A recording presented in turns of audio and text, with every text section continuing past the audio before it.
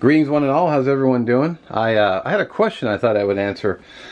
I was asked what I do with my oil once I'm done frying. And so first of all, I use 100% vegetable oil. This is just Winco. This is also Winco. These are about $5 now. They're shot up in price. I always keep my old oil bottles. These are just sitting on the counter. Because you can filter your oil, which I'm going to do in this video. So I just have a, excuse me a minute, sorry about that. Just get everything situated. Take the lid off here. And I'm going to try to do this nice and slow, because you can filter your oil and use it again. Now see how it's wanting to jerk. Alright, see how it's wanting to run down? Let me get a paper towel and wipe that off. Right, let's see if I can do this. Camera angle might not be the best, but also my arms might be in the way. You definitely want to do this while the oil is cool and not hot. It can be warm, but it shouldn't be hot to the point where it can burn you. Alright.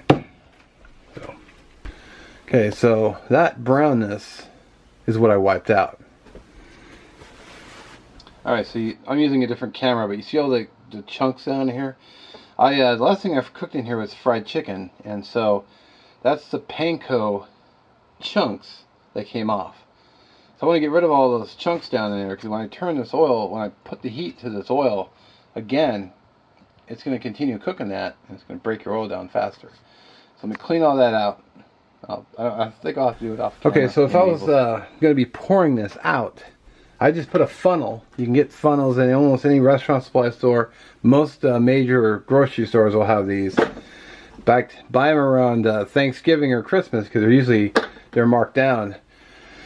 And I can either ladle it in here, or I can just be careful to pour it in here. And then I always put everything on a sheet pan down below, so it doesn't. So if I do spill or it slips, it'll land on the sheet pan and not all over my stove or down to my burners. But I'm actually gonna be reusing this oil, but I thought I'd show you that. So I got my cast iron here. Pour that in there.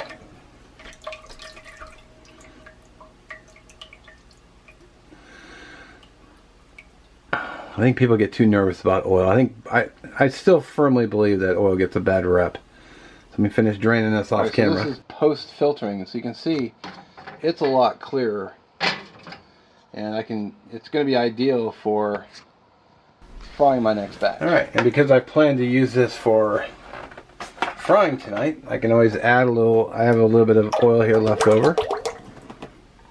I'll just throw that in there.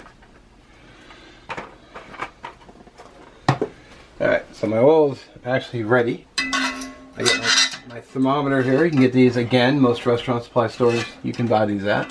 And it just clips onto the side, and it'll tell you the temperature of your oil.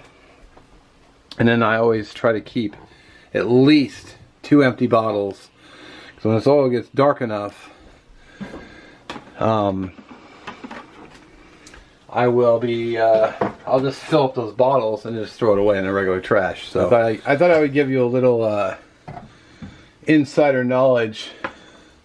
So when you go to a restaurant and they order French fries or anything fried, like fish or chicken nuggets, chicken tenders, whatever your poison is, and it looks like darker than it should be, that's because the oil is getting old. And I've worked at places that were so cheap they didn't want to change the oil until it was absolutely necessary, which means they're producing crappy food. So the food will be darker than it should be, and they're just too cheap to filter it, because they've actually got better filters.